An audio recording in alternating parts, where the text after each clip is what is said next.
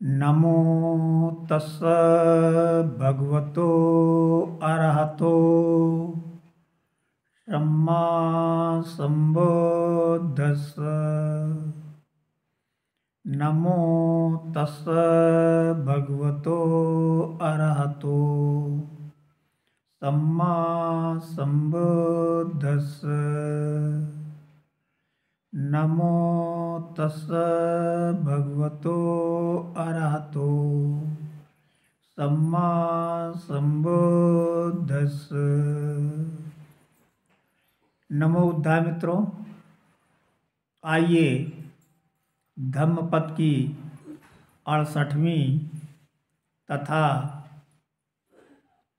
वालबग की 9वीं गाथा का हिंदी अर्थ समझते हैं। गाथा इस प्रकार है। तंच कम्मं कतं साधु यं कत्वा नानुतप्पति यस्य पतितो सुमनो विपाकं पटि सेवति। तंच वही, कम्मंग कार्य कर्म, कतं करना, साधु ठीक है, यम जिसे, कत्वा करके, नानु तप्पति अनुताप न हो, कष्ट न हो, यस जिसका, पतितो प्रतीत अनुभव करते हुए, सुमनो प्रसन्न मन से, विपाकं फल, पटिसेवति सेवन करता है। तो तन्न कम्मं कतं साधु, वो कर्म करना ठीक है। यम कत्वा नानुतप्पत, जिसके करने के बाद मन में संताप न हो। यस्य पतितो सुमनो विपाकं पटिसेवति, और जिसका फल प्रसन्न मन से अनुभव करते हुए भोगा जाए। आइए इस गाथा को सुमन माली की कथा से समझते हैं कि कैसे शुभ कर्म करें जिससे पछताना न पड़े।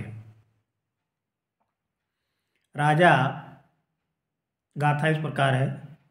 राजा बिम्बसार के यहाँ सुमन नाम का एक माली था। वो प्रतिदिन राजा को सुंदर सुंदर फूल अर्पित किया करता था। एक दिन शास्ता अपने भिक्षु संघ के साथ उधर से गुजरे। सुमन ने उनकी दिव्य आभा देखी और वो गदगद हो गया।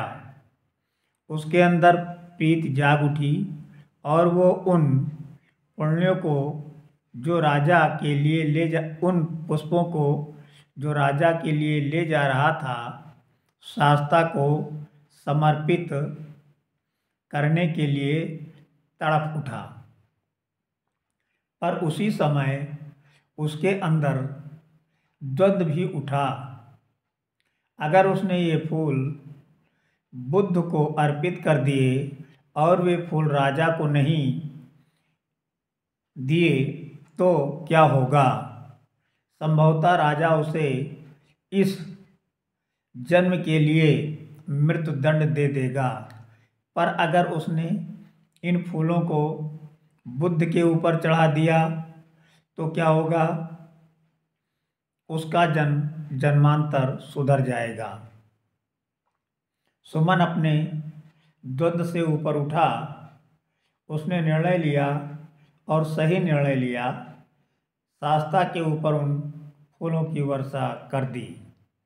वे फूल आकाश में जाकर वहीं रुक गए। फूलों के समूह ने मिलकर एक चांदनी का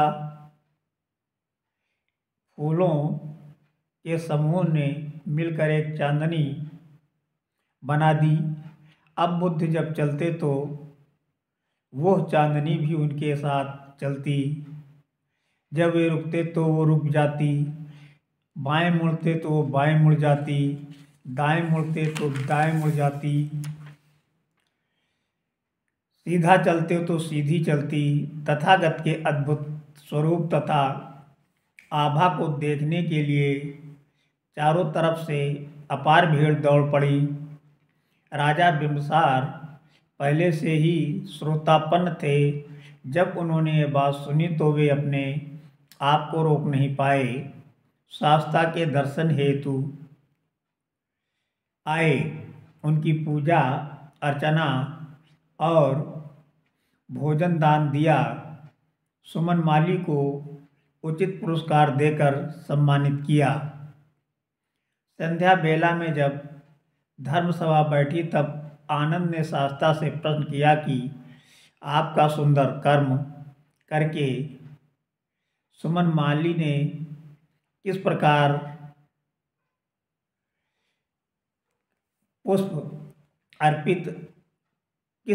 पुण्य अर्जित किया।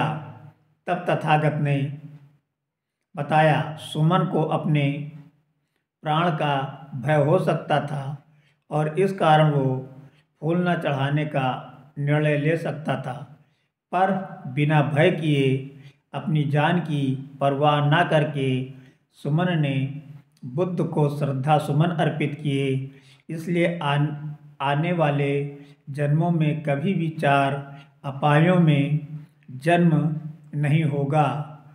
समय आने पर वो बुद्ध बनेगा। गाथा समाप्त। नमो बुद्धाय। धन्यवाद।